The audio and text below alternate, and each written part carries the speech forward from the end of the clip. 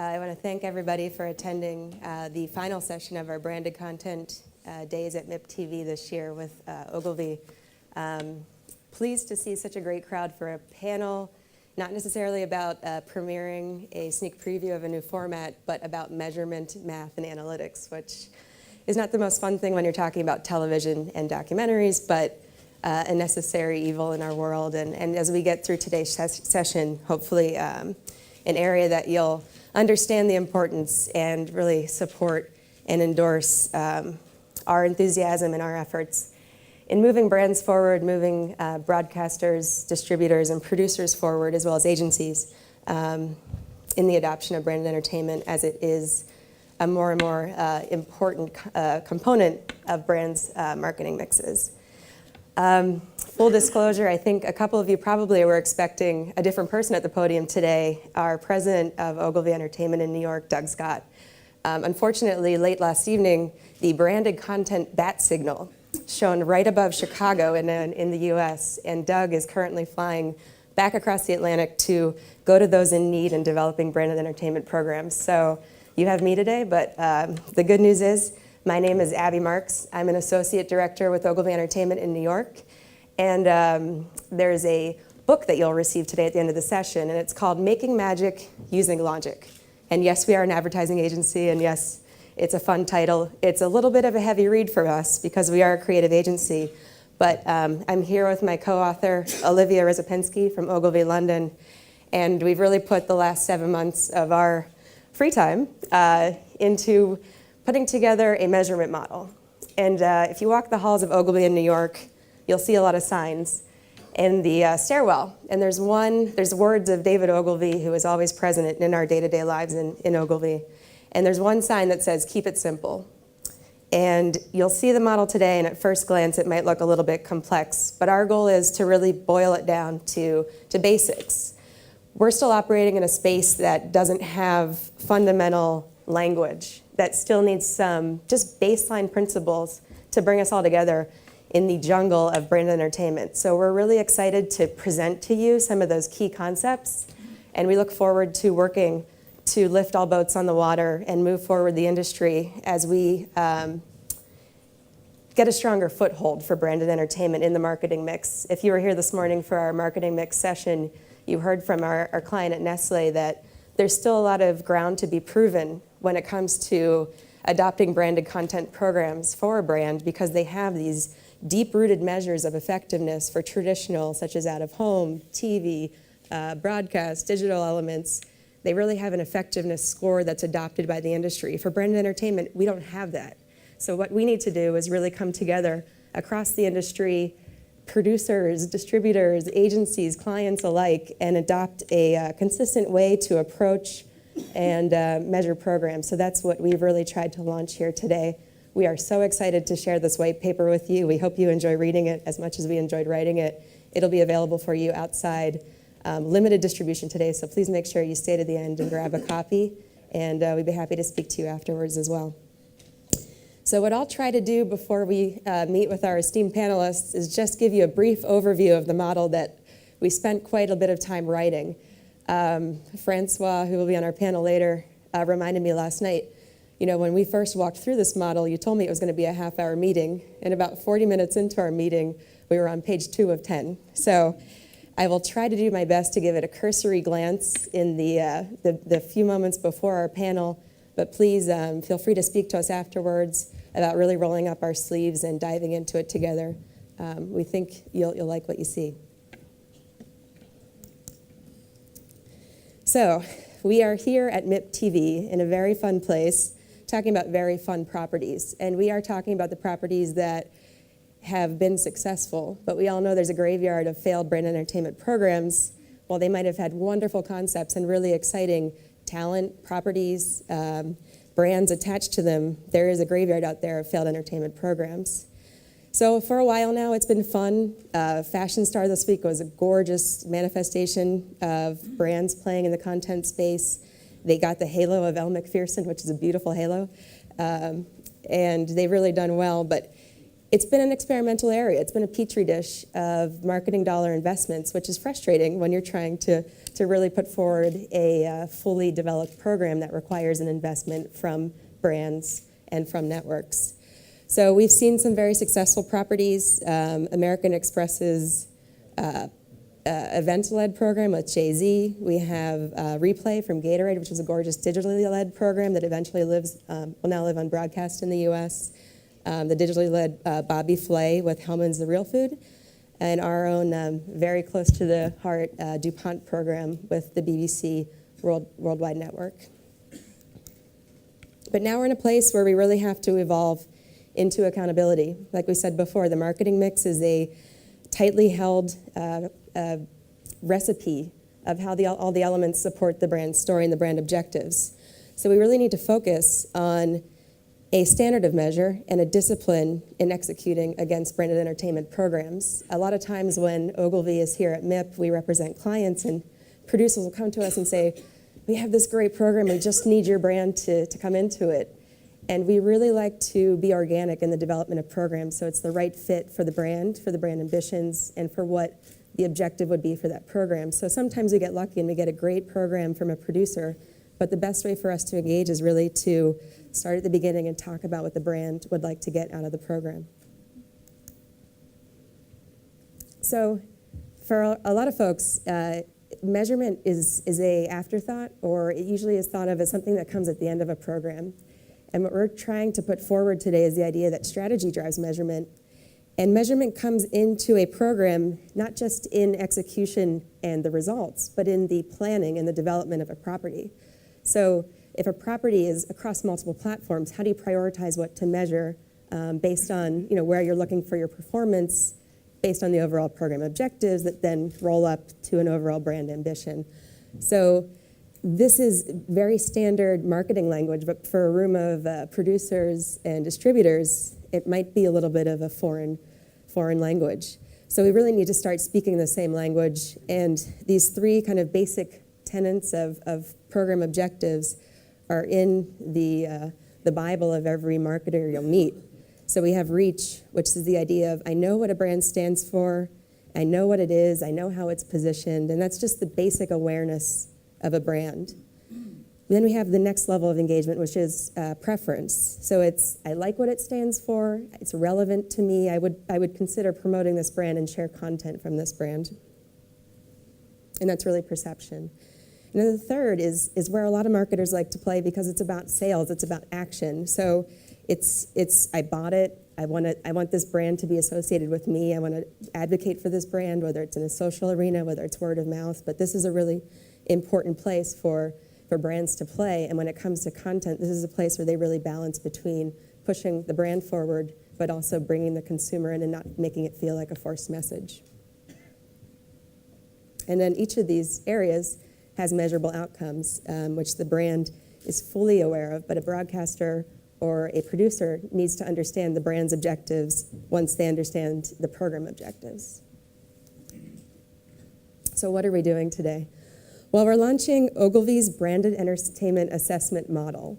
It's called Ogilvy Beam. It has a couple objectives. It's less self-serving than you might think, other than being called Ogilvy Beam. Our goal is to set forward some guiding principles.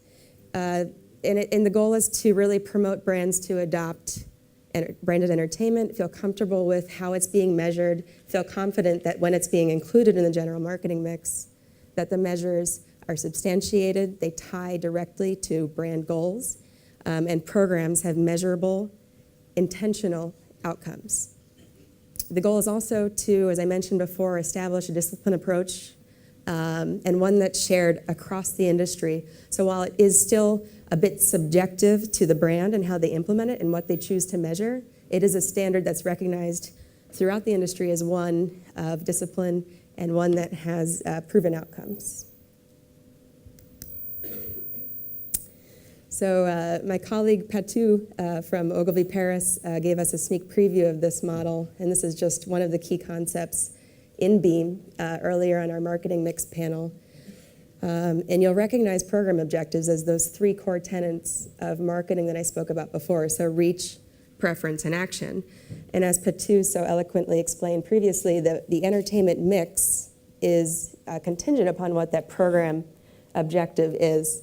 So if your objective is merely to get that reach, that awareness of understanding what that brand is and what that brand positioning is, then the priority within the branded entertainment mix is really exposure. So where can I get the most earned, paid media value?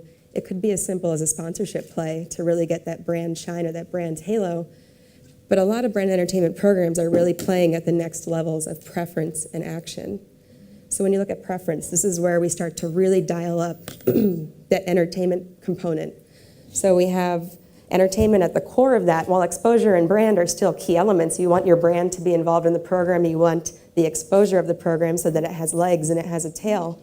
It becomes very much like an animal.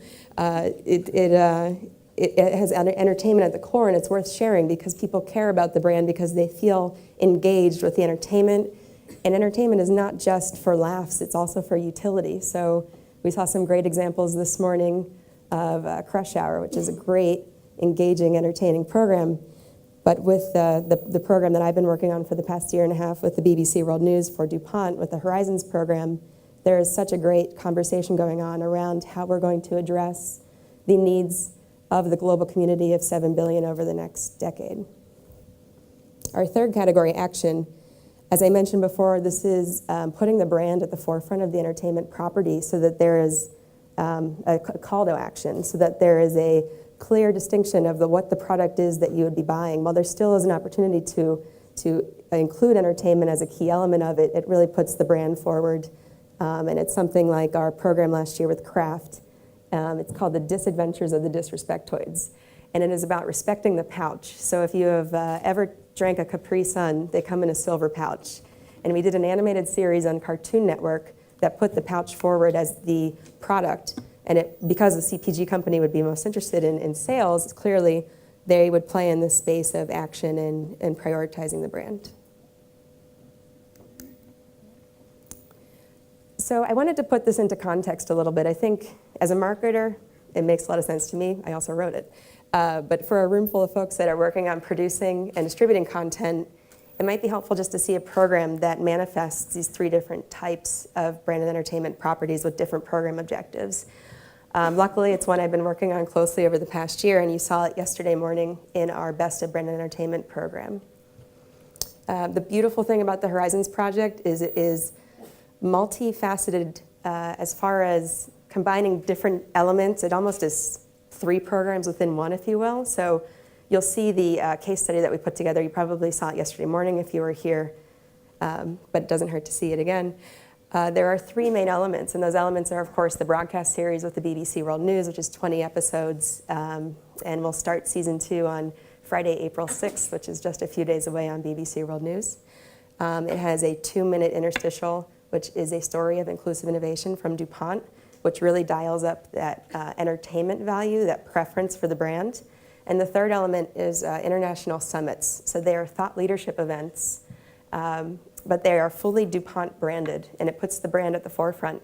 But it engages a DuPont targeted audience to talk about these topics that are so important to DuPont. And for a B2B company, it's a great sales environment. There's a lot of handshake moments. It's a huge hospitality play, but it has a lot of premium content at the core of it. So now that I've given you a little bit of context, I'll show you the case study, and hopefully that'll help to translate that marketing mix, that branded entertainment mix, into the case. In 2011, the Earth's population swelled to 7 billion, and our beautiful, complicated world began to show signs of strain. DuPont reorganized their entire business around the big questions we were all asking. How will we feed all of these hungry mouths? How will we end our addiction to fossil fuels? How will we protect people and our environment?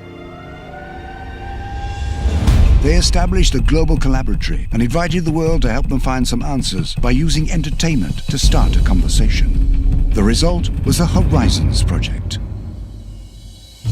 To begin the discussion, we created a custom TV show The first season of 20 half-hour episodes was broadcast to a global audience of 450 million households via BBC World News and through syndication deals with Bloomberg and a host of airlines. Hello, I'm Adam Shaw, and I'm on a journey right across the world, meeting the people and companies, finding the major business solutions to the challenges facing us all over the next 10 years. The UN believes that by the year 2020, the global population will have increased by 10%. In this program, we'll be meeting the people who have found solutions to those problems. Welcome to Hong Kong.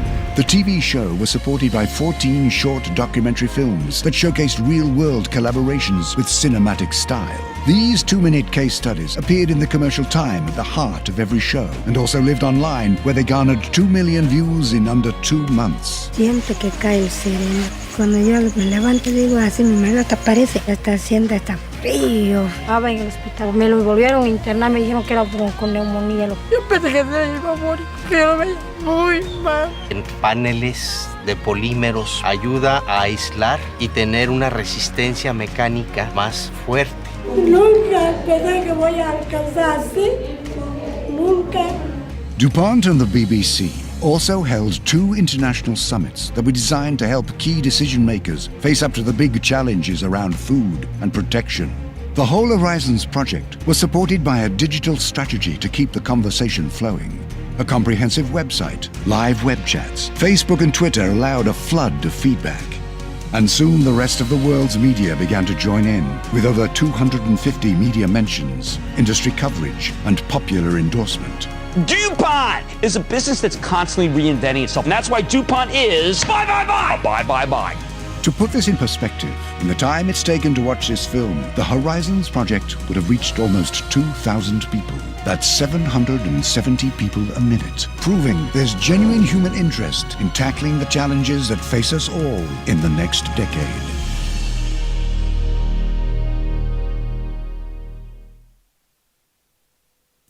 So even if that wasn't the first time that you've seen our case study, I think seeing the model today and then seeing the case again really helps to contextualize how we hope to build the language around brand entertainment and build priorities in how we build programs for brands as an agency, as broadcasters, as producers. Another key concept that we just wanted to briefly touch on, we went through this a little bit in the branded entertainment landscape session yesterday, but we've really boiled it down to 4 key categories of branded entertainment, which, you know, it's not necessary, but it's a really nice way to help frame it mentally so that when we talk about programs, we can understand how they're established. And I racked my brain and I went through all the work we've done at Ogilvy Entertainment. I looked at the industry and I thought these really were the 4 buckets that brand entertainment properties are led from. So while all programs to maximize the initiative should live across multiple platforms, they are all led by a specific platform. So we have our event-led, which we went through the beautiful case studies yesterday with American Express Sync Show with Jay-Z as a key one, broadcast-led. So DuPont, we do consider it a broadcast-led property because the show is on such a largely distributed network and it's such a big part of the program. Digital-led, so the Capri Sun program I spoke about lived on CartoonNetwork.com.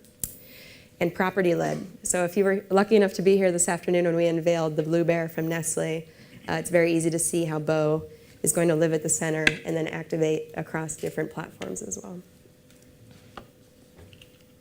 The other interesting thing about property-led, before I move on, for B2B clients, we've also thought about property-led can often be thought leadership. So for IBM Watson was a great property, but also for IBM, they have a CMO study that they do every year, and they distribute it across multiple channels. They do events around it. So it's an interesting way to think about how property can be a mascot, but property can also be an idea or thought piece. So this is an eye chart for some of the people in the audience. It's kind of hard to read, but this will be included in the book we distribute. And this is our program checklist. This is one of the steps. It's a 4-step measurement process. The checklist is the Chinese menu of determining what you'd like your mix to be once you've figured out what your program is about. It's helping to determine how you'll distribute it across multiple channels, and it really helps to think about the available budget, where your target audience is sitting, and if you're planning on using paid media, if you want to distribute socially and really target earned media, And then talent kind of lives across the bottom because talent can really manifest in many different places, but it is kind of an overarching layer of a program. And this is our scorecard. So for each property, we still recommend that key program objective. So whether it's reach, preference, or action, attributing one KPI, one primary KPI, you can do secondary KPIs, to be kind of that overarching goal of the program. And then across the three other categories that we talked about in the brand entertainment mix, exposure, entertainment, and brand, you set intermediate measures. So you target based on what platforms you're executing across, what measures are the most important. There can be multiple measures. You can weight those measures. You'll see it in the paper this afternoon. And you measure those against benchmarks, and you come up with a number, and it's indexed in an index we provide in the paper as well. And you come out of it with a 0 to 10 score in each category, and then it's added up to a 0 to 30 score, which is your total beam score. So without getting too much into the details, I want to move on to the panel. But hopefully you'll have a chance to read the paper and understand a little bit more context about our index. So the white paper, Making Magic Using Logic. So entertainment is a magical area. It has been for a very long time. We just want to move the ball forward and embed some logic that is consistent across the industry. We are really pleased to be endorsed by Electus and ITV Studios in France today, as well as Ogilvy and Mather Advertising. This is a joint effort between Ogilvy Entertainment and Ogilvy and Mather. So really, really pleased with the buy-in that we received in the first few months of publishing this soft launch, and we'll do the full launch today. So without further ado, I'd like to call up our esteemed panelists, and we'll move into discussing some of the challenges that we face with actually implementing a measurement model.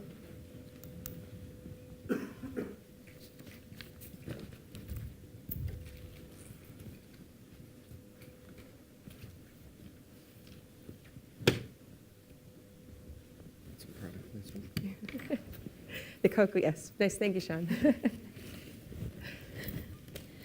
So moving forward, I have some wonderful, wonderful panelists that I'm so excited to be able to cover the topic of measurement with. Not the most exciting topic again, but I think something that's a reality of moving the industry forward. So I'm really pleased to introduce our panelists, and I'll have them give a bit of their background as they kind of answer some of our key questions. So we're going to talk about what's being measured today, what's missing from that measurement, kind of thinking about measuring reach versus measuring the brand impressions, which Evan Shapiro eloquently made a nod to on our panel earlier, the challenges to measurement. So we have Sean, who works in the beautiful programs in the digital space and is really involved in social and digital. François, who works with ITV, so really looking at the challenges with broadcast and the challenges from the digital elements, but also the effectiveness of broadcast. And Chantal, who came from a producer network side and now is launching multi-platform programs and can talk about kind of that learning curve as well. So Chantal, I want to start with you. Chantal Rickards is the head of branded content for MEC EMEA. And as I mentioned, she was once sitting on the other side of the fence of the network producer side. Is this important? Is it necessary? And as a former producer in network, what is that mind shift that has to take place to understand the brand language? Well, I think it's, I don't know, is the mic on? I'm not entirely sure that it is. Can we check the mic? Hello. I'll speak very loudly in case anybody can't hear me at the back, but I'm not sure that the mic's working. It's important to me to have a background in program making because it helps me understand your world, which is the world of creation, but it also is incredibly important to the brands that I help tell stories and promote their products. So just to give you, thank you very much. That's a little bit better. Just to give you a bit of my own background so that you know that, I used to work for ITV in the UK. I was a producer and director mainly in the factual entertainment area. So I made things like MasterChef, Parkinson, Countdown for Channel 4, City Hospital This Morning, lifestyle program on ITV. And then I became a commissioner with UK TV, which is part owned by the BBC. And I was there for about 6 years commissioning lifestyle programming until I jumped into MEC. MEC is part of WPP, lots of letters here. WPP is the world's largest advertising and marketing group. And MEC is an agency, a media agency, that does the strategy and planning and buying of advertising. So I sit inside there as a specialist. I don't really understand the entire marketing world in the same way that a marketeer would, but I do understand programming, and that's incredibly important. When you mentioned that we were going to be talking about maths and analytics at the beginning, I thought, oh my God, I have walked into the wrong session. Because as a program maker, you don't really think about maths and analytics. It's not really what we do. But actually what we've always wanted to do as program makers is not just shout at people, not just put out our program and hope it sticks. Where we've now ended up, which is exactly where brands want to be, is in having a two-way conversation with the audience. And that's incredibly exciting from both a producer's point of view and also from the brand's point of view. Advertisers don't just shout at people any longer. We don't stand there with a bullhorn and just expect you to go out and buy the product. It's absolutely about conversations, and I think that's really something that I wanted to say today that's important to me and to the advertiser. Yes, thank you very much. So it is important, and it's important to standardize that language, that way that we understand one another and our priorities, which brings us to François, as the MD of ITV Studios France. You know, there's what's being measured right now, and then there's kind of that element that's missing. And for brands, it's a link to sales, it's a link to engagements. Now, ITV has something proprietary called the acid test, and that's been in place for a while. What does that get us as far as a measurement tool, and kind of how do we bridge that gap? So I'm basically running a production office in, thank you very much. I'm running the production office in France, but being part of the ITV group, we're connected to the broadcast part. And we have an acid test, which is we measure whatever branded program is being sold as commercials, as production, and we can measure it within what ITV proposes. So it goes from social media to online and, of course, the broadcast commercials. And the idea, when Abby approached me for the BEAM model, it was interesting to see how, as producer, we could all have the same measurements. Because as a TV producer, we have the audience. So ratings is the key. We sell a show, we can say whether it's good or not, depending on the ratings we got. But for digital, it's tough to be able to measure whether you build it on Yahoo, but you didn't have any views, and you don't know whether it's the portal, you don't know whether it's the content, you don't know whether it's the budget. And I think with such a model, it's interesting to be able to measure that and say, we did something for food, but it wasn't the right tool, it wasn't the right portal, and we can not just blame the fact that we didn't hit 1 million views on YouTube. It's not anymore the goal.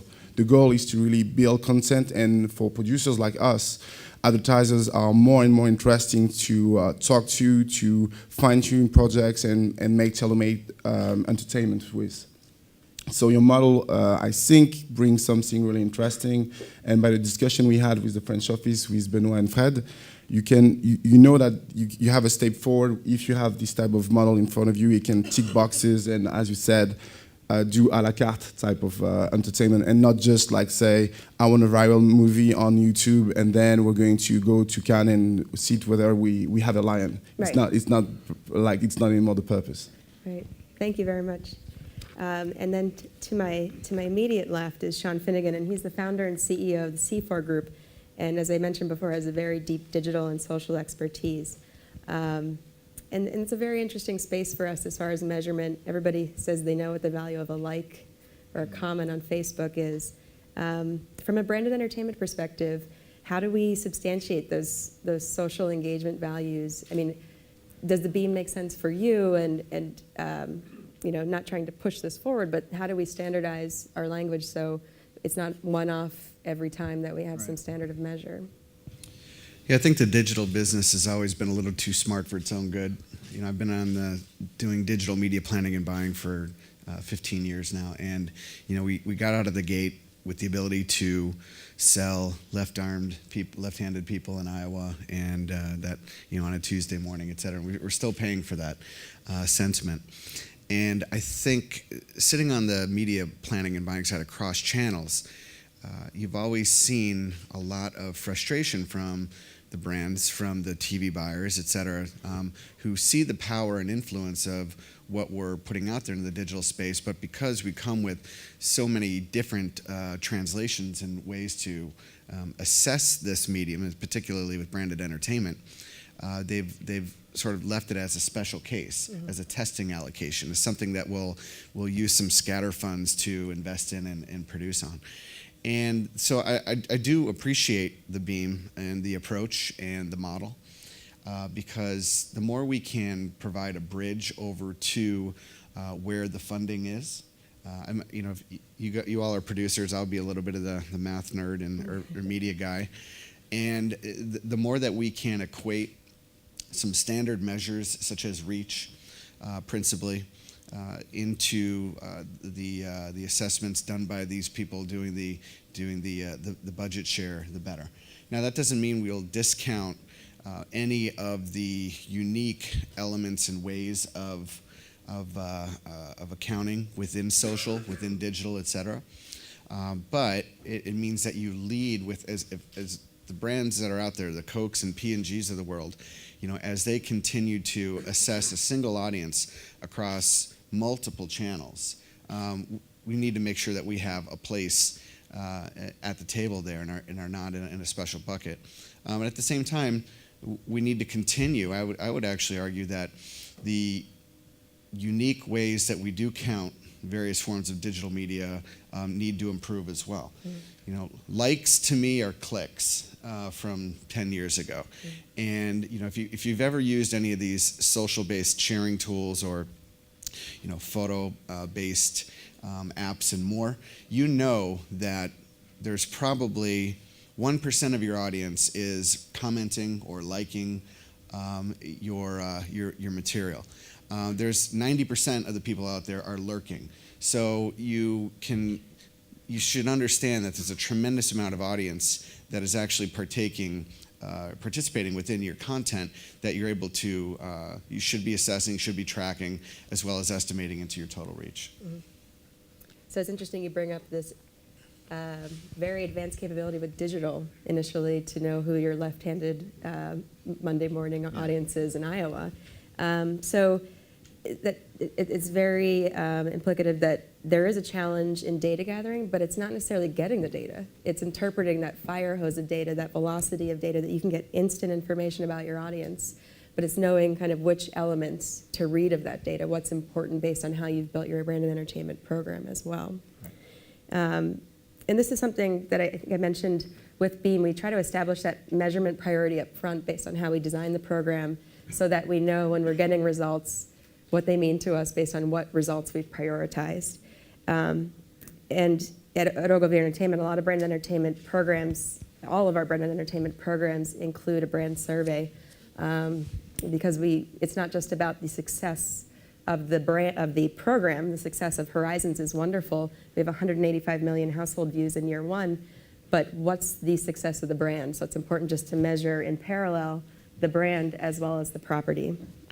So programs exist multi-platform, so we have to measure them multi-platform and analyze that multi-platform result. So Chantal, I'm going to come back to you.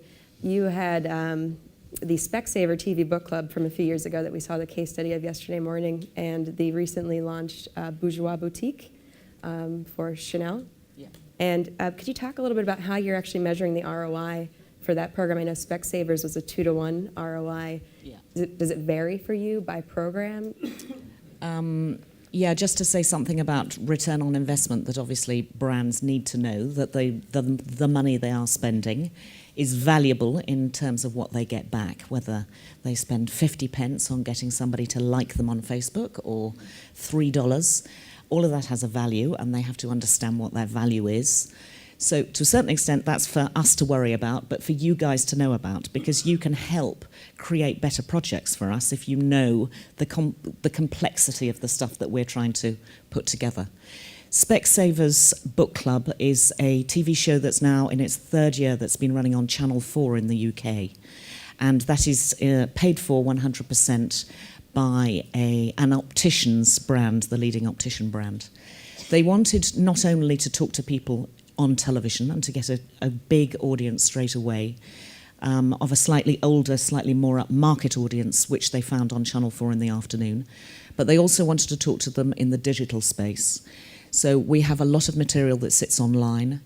We have constant Twitter feeds. We have book clubs themselves. So it's a very multifaceted campaign that grew out of a television project.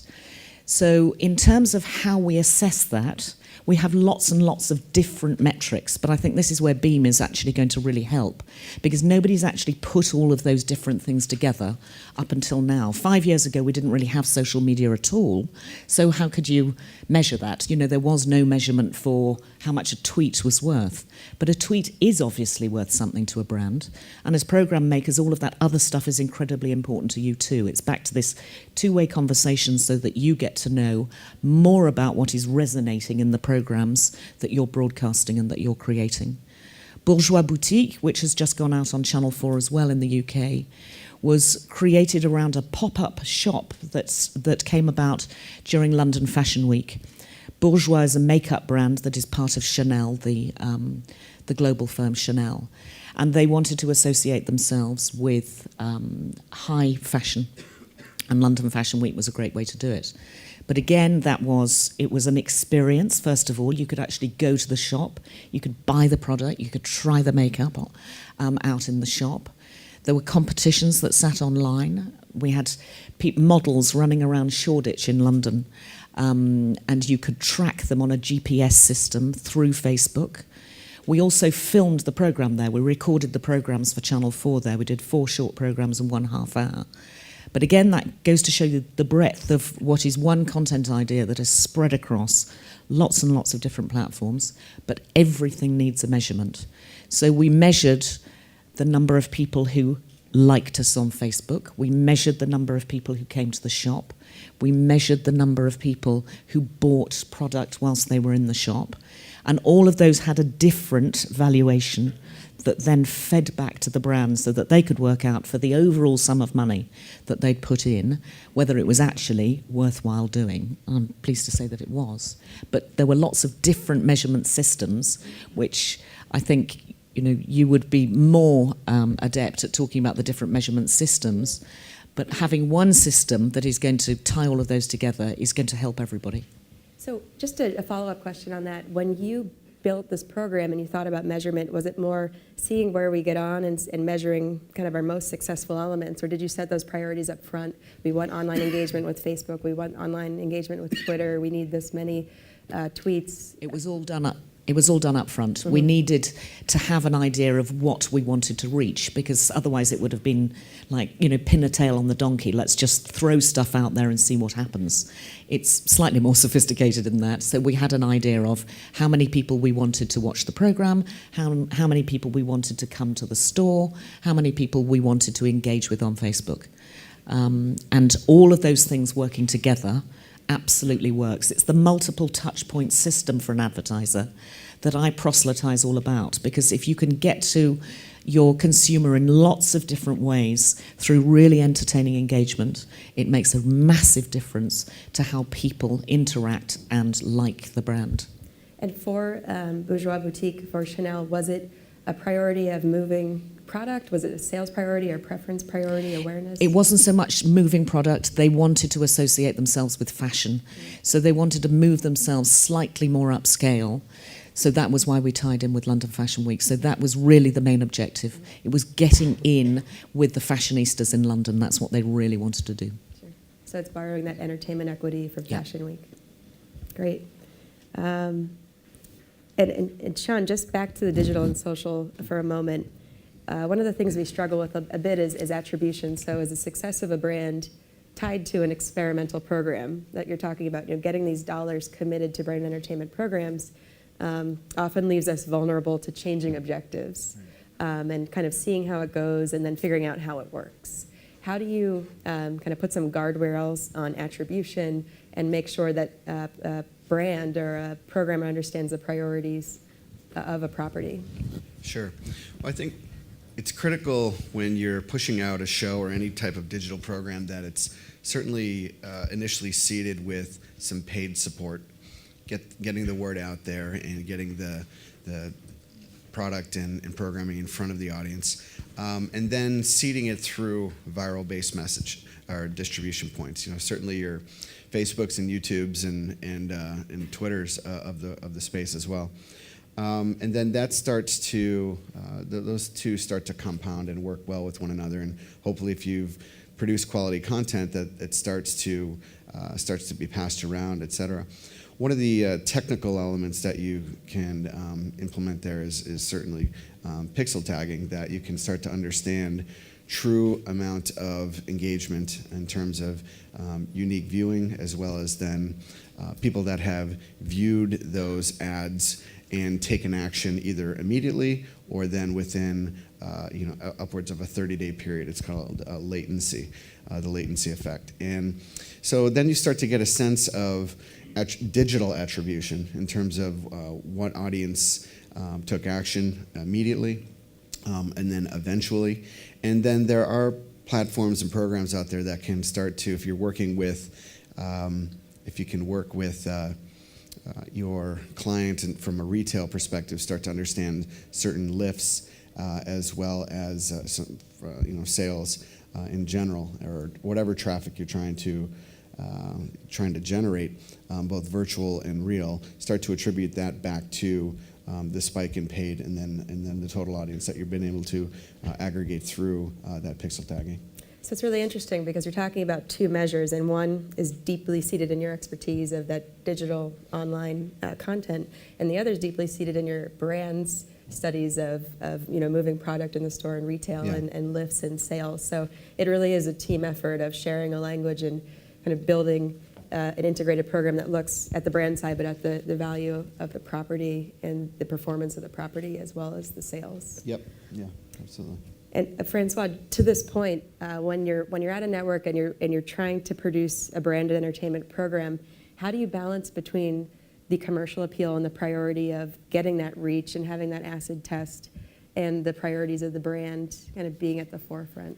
The acid test is typically for ITV Group. Okay. So when we work for TF1, our main concern when we do advertiser funded is to find the right formats that can be replicated, because it takes time to sell to media companies and sell an idea. If it's good and you can replicate it, I think it's good to have your model to say, this is how it's called in France, this is how it's called in Mexico, US, and UK, and be able to fine-tune for your clients and make sure that you tailor-made the right strategy in terms of social media. Social media may be bigger in the UK than in France or in the US, and make sure that you can really, really find the exact thing. So when we sell something, it's more the idea to be able to say, if we make the push and we take the leap of faith with the client, let's make sure they can replicate it in every country, because it takes months to sell the projects. Mm-hmm. And we all know when budgets are voted, you have to say, this is the project we're going to push this year, but you don't know in how many countries you can make it. Mm-hmm. And our goal is really to make sure that if it works in the UK, we can have France, US, Australia, Germany, and Scandi done right away. So for our clients, it's more like the perspective to say it's two birds with one stone, basically. Mm-hmm. And specifically, you're talking about the Next Top Model property, or is there anything? Next Top Model is not ours, but that's something. But Hell's Kitchen, Come Dine With Me, Hell's Kitchen, or even more recently, The Audience, the Channel 4 show that we are selling to TF1. Yep. That is going to be that has been piloted for CBS. It's called The Audience. So basically, the social media aspect is embedded into the project. And there are so much possibility with Twitter, with Facebook, to build the panel that will appear on screen. Mm-hmm. So you can really have a strong brand within it. So that's probably what we have in mind when we pitch a project, is to make sure that the clients we're bringing together with us can have a return on investment really quickly and on many countries at the same time. Mm. Great. So earlier today, we heard about the marketing mix, and we heard about the need to really substantiate the value of brand entertainment to gain those marketing investment dollars. And we know that our clients take risks when they take on branded entertainment programs.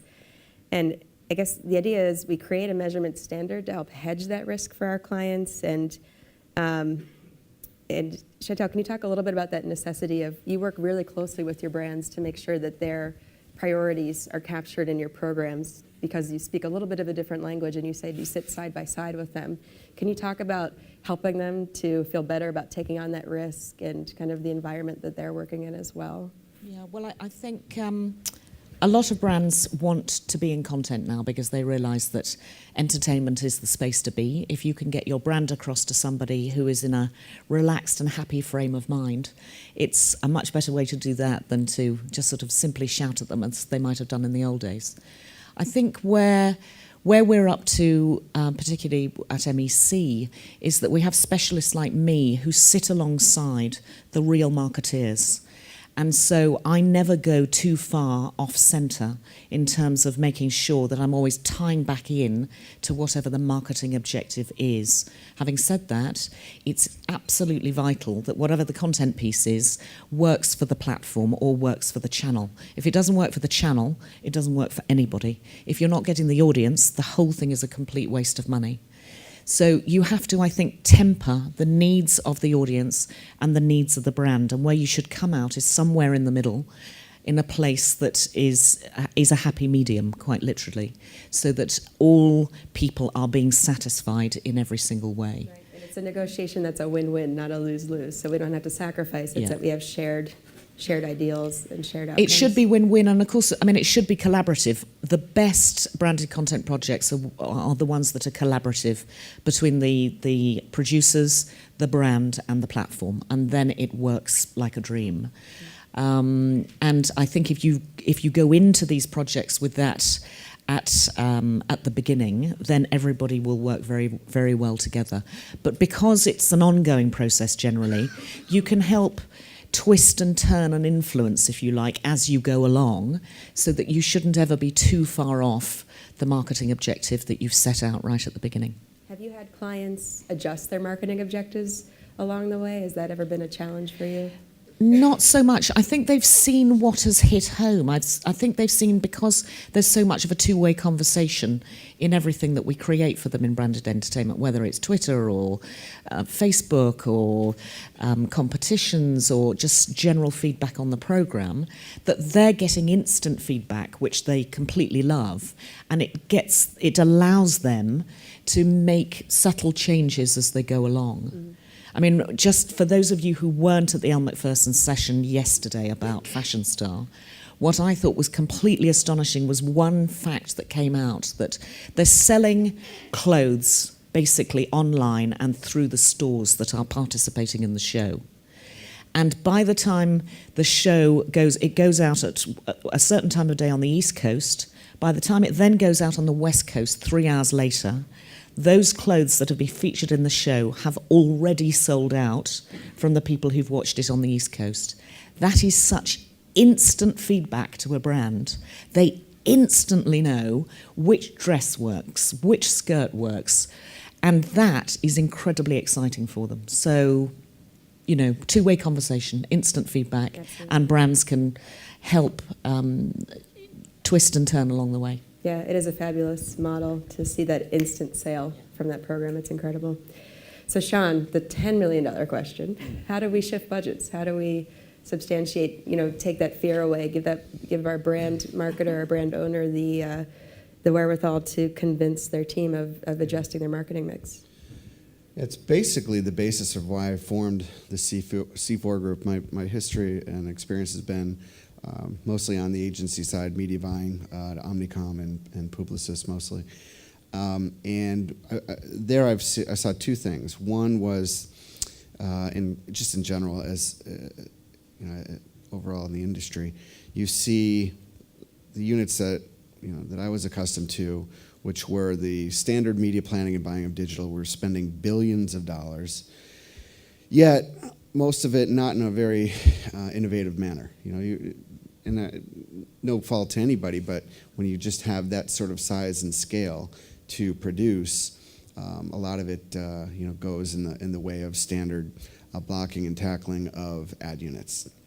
And on the other side, not Ogilvy Entertainment, of course, but the branded entertainment units would typically focus on just a couple clients and then develop shows. So there was a true isolation of the two in the middle, where you saw you could use how do you get to the size and power and scale of what we're spending over here in digital to basically match it up to the magic of what was going on in the branded entertainment units.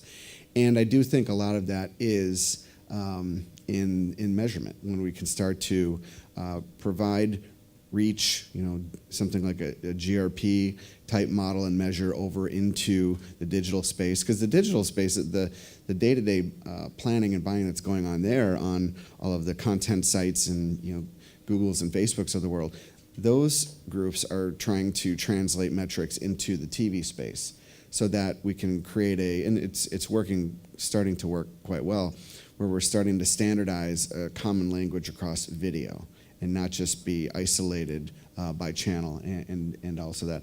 I think that branded entertainment now needs to fit into that space. Start to use the measurement vernacular that the TV folks are doing. Again, don't overthink it, and don't be offended by using traditional old world terms, because I think we're all in a state of our careers now in this space where it's going to be about transition. And not necessarily, and with innovation, but we're basically migrating to a new model. And I think that branded entertainment, in this advent of technology, the ability for focus, for skipping, and more, consumer control is going to provide branded entertainment a larger platform. Mm-hmm. But you mentioned before the paid media is still important to get the message out to lead to the brand entertainment property as well. It is. There's been a little bit of a notion that paid media is going to reduce at the expense of owned and earned media, and I don't find that. I've never seen anything replace anything yet. Even in the world of print, print is not growing, but it's flatlined. And I think that TV is still growing year over year. As much as we can talk about how digital is going to kill TV, TV continues to grow.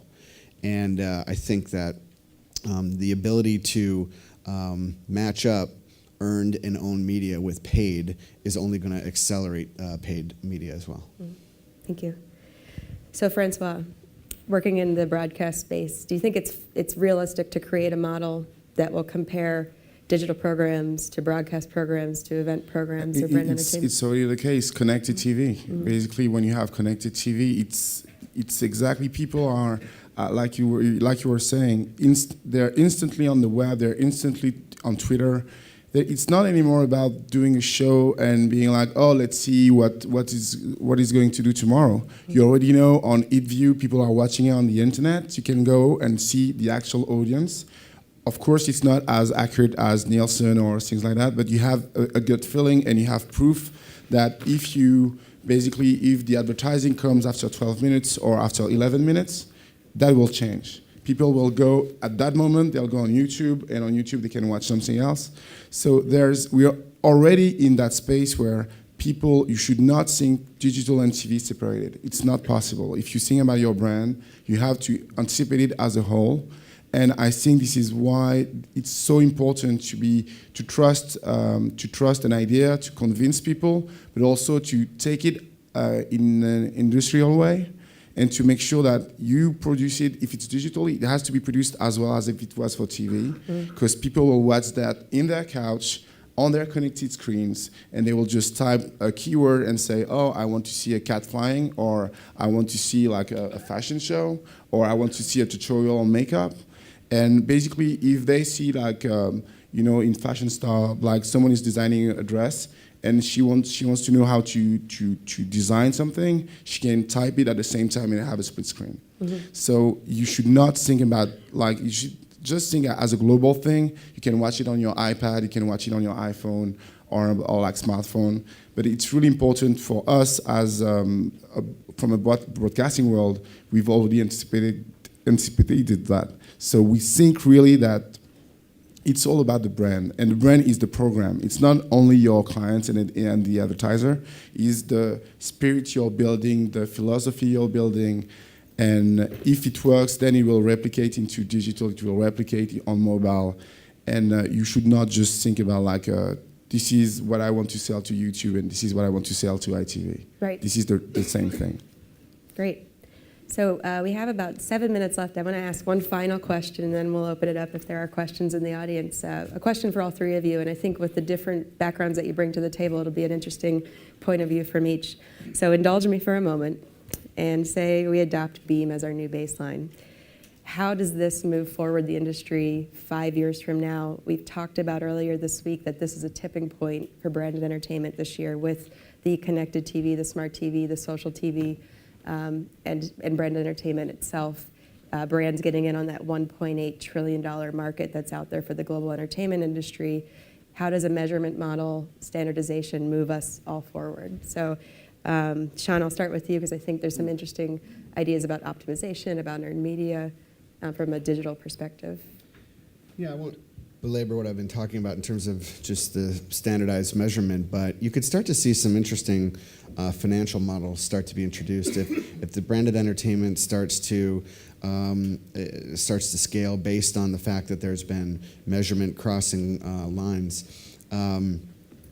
you can start to see where artists and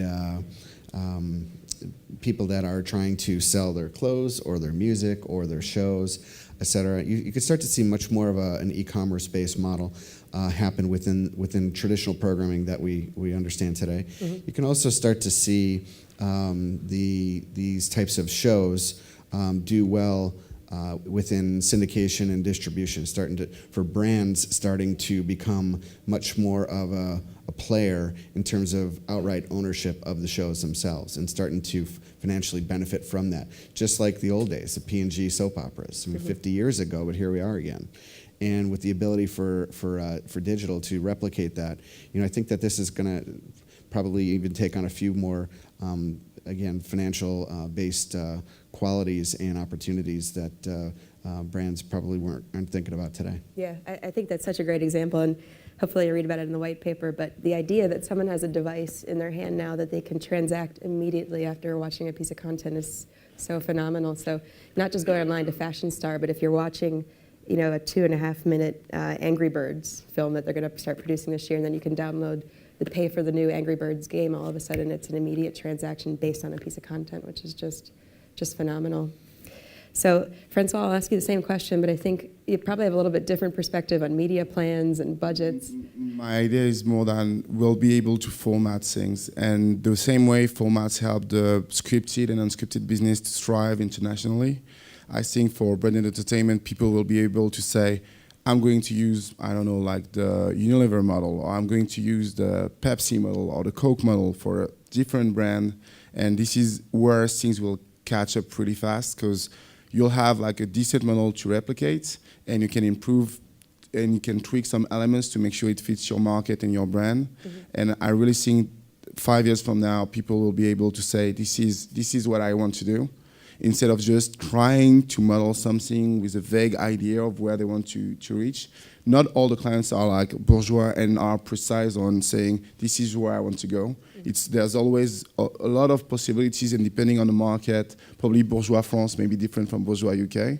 So it's just about formatting. And I think this is why it's so important to have a strong idea and make sure that all the components of your ideas are on a paper, so the clients can say, I'm going to start with Mexico and then I'm going to the US, because I need to nurture my formats first and then make sure it works. Yeah, that's so interesting, because if you think about even an established brand like a Coke Zero, they would have a different priority for the brand in Mexico versus the US. So they might want awareness in one market, but they might want action in another. So I think that makes a lot of sense. It could be the same format, but you dial up the brand entertainment objective. It has to be formatted depending on whether if we do Hell's Kitchen in France, we want to sell knives, let's say.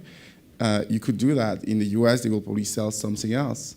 And I think this is just the way we should just think market research. We have all the data, but it needs to be arranged in a way that we can format exactly what we want and don't lose like times and times again to go through data all the time and replicate something. Yeah, great. So Chantal, I'll end with you.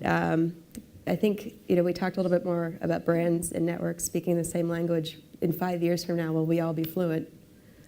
Yes, I think we're getting there. It is a different language, absolutely, but we are getting there. I mean, program makers are people too, and they buy brands too. So, I mean, we aren't worlds apart. But I think we're coming closer and closer and closer, and I think with an evaluation method like the Beam one that you're launching today, I think the people who've been in content and the people who are in branded content know how powerful content is. And now we're going to be able to prove it across the board, which is going to be a massive comfort blanket for the brands. And it's going to be great for agencies, and it's also going to be great for channels and producers, so that we all know that we're going to be getting something out of this. So I think it's great, and good luck with it. I hope it goes very well. I'm sure it will. Thanks. So that's the end of our questions for our panelists that I've prepared, but if anybody has any questions in the audience, we'll open it up to those of you in the room.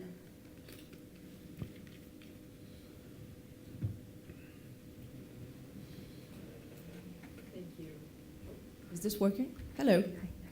Well, thank you for the presentation. I'm Catalina Briseno from the Canada Media Fund. As a funding agency, we had the same problem. We're actually launching the digital media measurement framework in a few weeks, so I'm very excited to hear you guys. I have two questions. Is this also applicable to interactive digital media content, such as a game, for instance, or is it only for linear programs that will be either broadcast or distributed online? Based on where Ogilvy Entertainment operates out of, I mean, traditionally we've done a lot of the broadcast, the digital, the event, and the properties. So that's kind of where it was born out of. But I think the nice thing about this model is we build it with such flexibility. If these three elements of engaging consumers are still your elements and your tenet of how you engage with your gamers, then I think there's a way to build that scorecard, because it is going to be a custom scorecard for every property or every brand. So there is a way to apply it to a game. So it's not necessarily linear, but at the same time, you probably need to put a time frame on it so you can measure kind of over time, and then you can compare year over year, just so that, I mean, you can do a rolling measurement, but you need to kind of take some benchmarks over time to see how you're performing across the categories. Does that make sense? Yes, absolutely. And my second question is, I'm actually very interested by these decision makers that seem quite willing to buy into this approach. So do you expect that to happen? I mean, obviously you come, you're Ogilvy, so you have, you come with your company organization. So, but do you expect that this may become a standard, whoever you're working with? Would one of you guys like to answer? I think so. Basically, it's what I like in that model is that content is on the core side of the concept. And content is king, so whoever you are, whatever you're doing, if you're a journalist, if you have a good idea, you have an opportunity now to reach a global niche. What I mean, in the past, we were just saying, like, if it's not doing 5 million, it doesn't work. But if you do 50,000 in one country, you could do 5 million worldwide. Mm-hmm. And now, even if you're a small producer, if you just targeted the right niche, you could have a success, and you don't need to be on a network television, you don't need to be on a broadcasting, you just need to target the right audience, and then it will build from itself. And it could be, just the example of Epic Meal on YouTube. It's a stupid kitchen show. It's working really well, and they found their audience. So now it's all about being production skills, having a good idea of what you want to do and who you want to reach, and just stick to it. I think it's also going to take root because brands that continue to break down walls to enable a conversation with a single consumer across screens. They want to stop talking to their same customer in reintroducing themselves in every exposure that they have. They want to reduce frequency, and they want to have more of a sequential messaging type conversation with consumers. I mean, we all are irritated by seeing ads that are irrelevant to us or that are just hit us over the head so many times that it loses its luster. And so I think that the inclusion of this type of methodology for this branded entertainment meshes well with digital and then with traditional media, and we'll start to close the loop on that. Did you want to add anything? I think pretty much it's been said, actually. Yeah. So we had a great conversation last night, though. We were talking about. You said, "Well, who's really asking for a measurement standard?" And I said, "I think it's everybody. It's brands. It's the brand managers. It's us to justify that investment from our clients to prove what we're capable of accomplishing. But it's also the broadcasters, the producers that want to be able to deliver and have a successful." Unilaterally successful program, whether it's for the brand, for the distributor, for the producer. So it needs to be successful on all fronts as well. Anybody else have a question? Well, yeah. Okay. Last one, we're running a little bit over, so we'll be available to meet with folks afterwards outside as well. Sorry, it will be quick. I just want to find out, where does the selling of the branded entertainment come from? Does it come from a client request? Does it come from the ad agency? Or does it come from the media owner? Sorry, what was the first part of your question? So where does the actual idea for branded entertainment start? Does it start with the client, the agency, or the media owner? Who starts the conversation? I think it depends on the brand and on the opportunity. I'll talk about DuPont because it's the one I've been working on for the past year and a half. We had a beautiful repositioning of the brand from our Ogilvy account team. And we had the three pillars of energy, food, and protection that were such a universal conversation. So for us, we took a brief for a program or an idea for a program to a partner like the BBC, who is such a great editorial storyteller and a great brand to be associated with, and then they took that content and really made it shine by with their editorial team. So it can come from different places, but I think the idea is it needs to be collaborative and it needs to be authentic to the brand. Yes, I mean, I have producers coming to me with ideas. I have channels coming to me with ideas that they like, but they haven't got the money for. I have brands coming to me saying, we want to get into content. We've got an idea. Can you help make it better or bring it to life? It absolutely comes from any direction. And then there's obviously a conversation about IP, which producers particularly it's very important to them. So generally those conversations happen very quickly up front, so everybody knows where they stand. Well, thank you again to our panelists. We really appreciate their insight and we'll be available outside. Thank you.